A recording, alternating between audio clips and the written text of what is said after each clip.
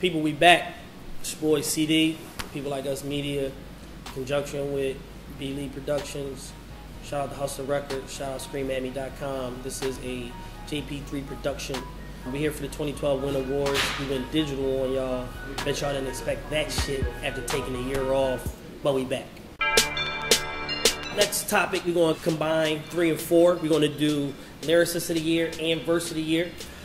Candidates, real quick for Lyricist of the Year, we're just going to run those down. Kendrick Lamar obviously made a brilliant album in Good Kid, Mad City. Second, Nas, crazy comeback with the Life is Good album. Wale, just I think being consistent in the carryover he had from 2011 with the Ambition album, and then just dropping a recent mixtape with Lauren. Just really super witty, thought-provoking rapper that really takes his time putting his lyrics together. Number 4 being Drake, again some carryover from his album from last year. Some of the things that he was saying. Drake doesn't rap a whole lot, but when he does, he's pretty much better than like 98% of the rappers that are out there. Pretty much exception of some of the people that are in this class, and maybe a few legends. But Drake is definitely holding it down and has been consistently for a while now.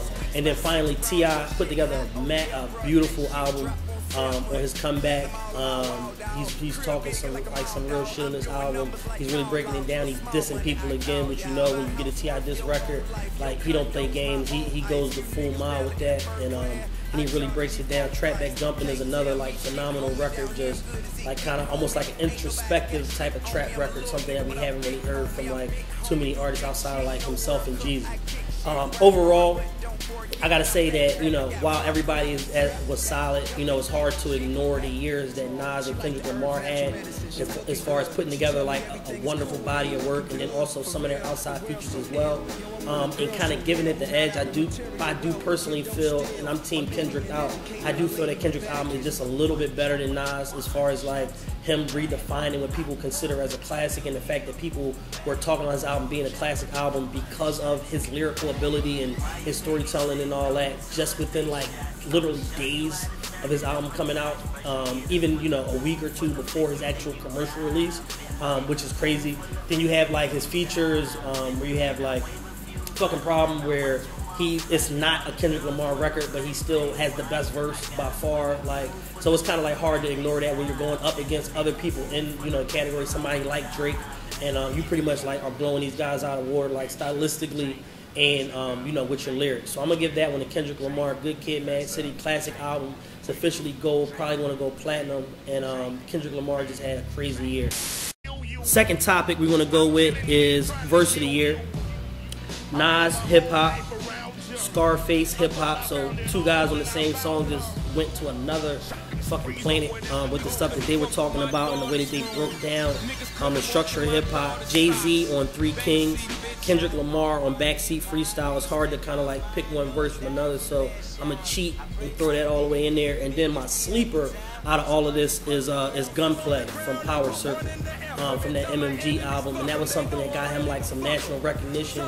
Jay-Z did a decoded on his verse and pretty much started a series of them breaking down different people's verses and stuff like that based off of what Gunplay actually did on that song, and getting a lot of people to notice him. By far, I still think that Nas's verse on hip hop is just on another level.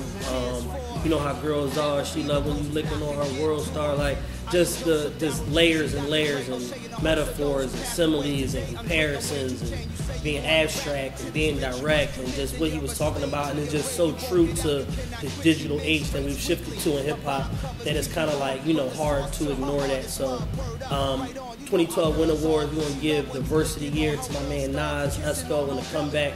Get that album Life is Good, and check out hip hop from DJ Khaled's latest album, Kiss the Ring.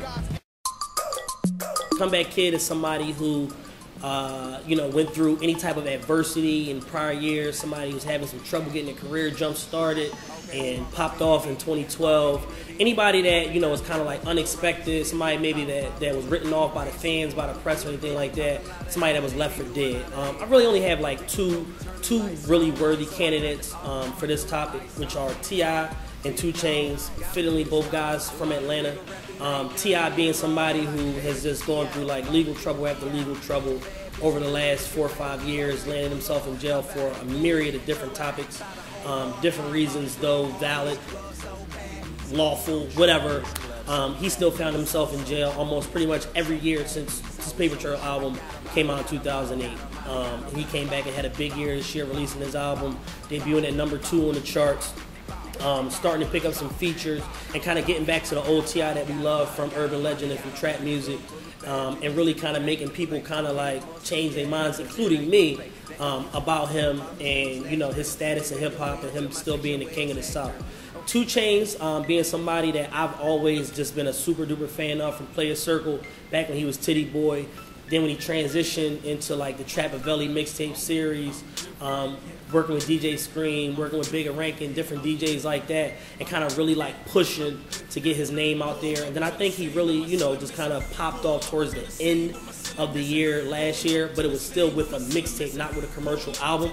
So him to turn around and then do similar numbers to a T.I., exceed a Meek Mill on his album sales, coming out in what's considered to be like a weak quarter, coming out third quarter, was phenomenal. And you look at like his media base, he had approximately like 160 to 180 million listeners at a given time based on like his songs, his features like Bees in the Trap, Nicki Minaj, the Good Music records, like all this different stuff. And then for him to drop that album, for it to do what it did, then to pick up a Kanye co-sign after that. So it's like you're already established. So then it's like we're now curious to see where 2 Chainz kind of, you know, goes further into like 2013 by having that Good Music affiliation and like, you know, his playful but kind of like real witty style that he has, and like seeing how much further he's going to expand in the next year. You know, looking at these 2 candidates, I kind of have to give it to T.I. just based off of the fact that he was literally like not here at the same time like last year.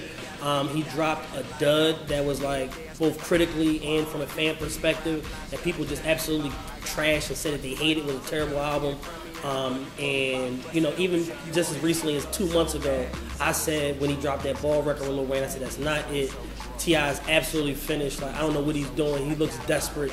He's doing what all other rappers do when they get desperate, which is use a Trigger Man sample and grab Lil Wayne. Like, we've seen it 100 times from other Southern rappers, and pretty much every time it works like a charm. But what I kind of didn't realize is that what T.I. was doing with that song was using it as more so like a setup than like an actual single. And it's like almost unconventional to do it the way that he did, but it worked and it kind of got you back interested. So it's like you hear this record 7, 8, 9, 10 times, and I don't even think it's a product of a radio program. And I just think that it's like a really good record that sonically, when you first hear it, it's kind of like Trigger Man again. But when you kind of get into the record, it feels good. When you hear it in the club, it makes people react to it, and it's just a dope record.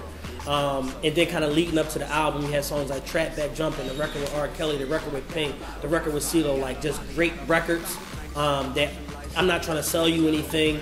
T.I. is more so like, this shit is dope, like either you get it or you don't. And to me, that was dope, and he's doing his comeback with good music more so than with gimmicks. So we got to get that one to the kid. T.I. still reigning king of the South.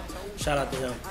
2012 Win Awards, comeback kid. Pretty cozy thing. Long hair, don't care, long as none down there. If it's manicured, I can have fun down there. Take you to whatever club, throw some money in the air.